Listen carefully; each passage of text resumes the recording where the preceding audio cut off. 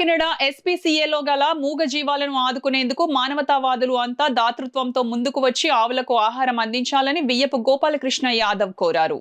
కబేళాలకు అక్రమంగా రవాణా చేస్తున్న ఆవులను పట్టుకొని కాకినాడ రమణయ్యపేట ఎస్పీసీఏలో గల గోశాలలో పెట్టి సంరక్షిస్తున్నారు. సుమారు 300 ఆవులు ఆకలితో అలమటిస్తున్నాయి.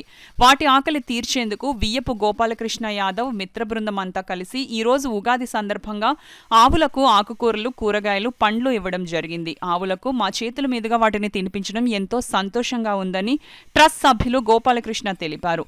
ఈ కార్యక్రమంలో వియ్యపు గంగరాజు, రామకృష్ణ, శీలం కళ్యాణ చక్రవర్తి, రవివర్మ, గౌతు రవి, అమృత్, వియ్యపు సతీష్ తదితరులు పాల్గొన్నారు. కబేళాలకు తరలించబోయే ఆవుల్ని మానవతామూర్తుల యొక్క సమాచారం మేరకు వాటిని పట్టుకుని పోలీసు వారు పట్టుకుని ఈ గోశాలకు తరలిస్తూ ఉంటారు. ఓకే, ఈ గోశాలలో మనం సుమారు 350 పైగా ఆవులు ఉన్నాయండి.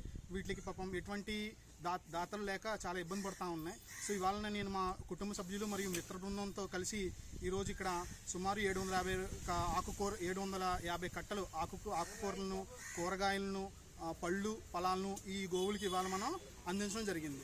ఇలా ప్రతి ఒక్కరు కూడా మానవతామూర్తులు ముందుకొచ్చి ఈ ఆవుల్ని తమ సొంత మనుషుల్లాగా భావించి వాటికి ఎంతో కొంత సాయం చేస్తారని మనస్ఫూర్తిగా ఆశిస్తూ సెలవు.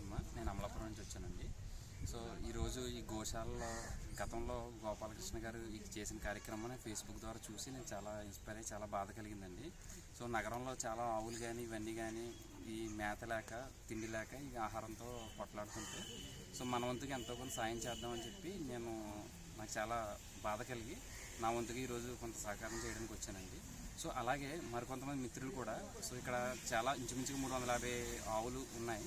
సో వీటికి పోషణ చాలా అవసరం ఉంది. సో మరికొంతమంది ఎవరైనా ముందుకు వచ్చి దీన్ని తమ వంతుగా సహకారం చేస్తారని కోరుకుంటున్నాను.